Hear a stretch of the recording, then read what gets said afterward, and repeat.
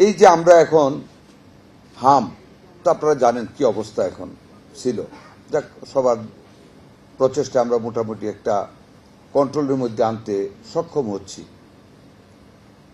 অনেক ডাক্তারদের সাথে আলাপ হয়েছে, একটা চাইনিজ টিমের সাথে আলাপ হয়েছে। আমারও কিন্তু ছোটবেলা হাম হয়েছে, আমার মনে আছে। এবং তখনকার মায়েদের একটা কথা ছিল, জন্মের পরে একবার হাম হবেই, একবার জল বসন্ত হবেই। মানে আগের দিনে শুনেছি, এবং হাম হয়েছে। এই নিম পাতা দিয়ে শরীরের মধ্যে মরাইতো যাতে না চুলকায়। কিন্তু এখনকার হাম কিন্তু খুবই তীব্র।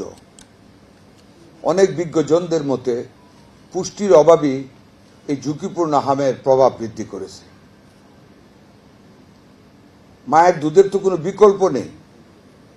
আমরা এখানে যারা 70-র কাছাকাছি বা 70+, আমরা কিন্তু মায়ের দুধ খেয়ে এখানে এসেছি। আমরা 6 মাস পর্যন্ত, 1 বছর পর্যন্ত মায়েরা দুধ দেয়।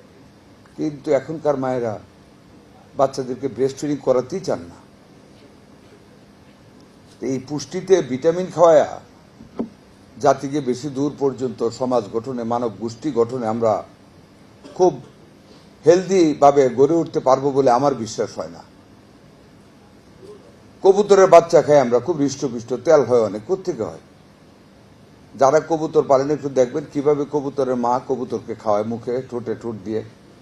আমার বাড়িতে অনেক লিচু গাছ আছে, আমি দেখি বুলবুলি পাখিরা তাদের বাচ্চাদেরকে মুখ থেকে খাবার খাওয়ায়। এটাও কিন্তু একটা অত্যন্ত পুষ্টিকর খাদ্যই, তার পেট থেকে ওইভাবে আল্লাহ তাআলা ফর্ম করায় দেয়। কাজে আপনাদের এই যে আপনাদের 11টা জিনিস আপনারা লিখেছেন পুষ্টি বার্তা, মায়ের দুধও আছে। আমি অনুরোধ করব, যদি আমার সাথে আপনারা ডাক্তার, অভিজ্ঞ ডাক্তার মহোদয়গণ, মহিলাগণ যদি একমত হন, আমি বিশ্বাস করি এটা মায়ের দুধের চাইতে, এর চাইতে বড় পুষ্টিকর খাবার আর কিছু হতে পারে না।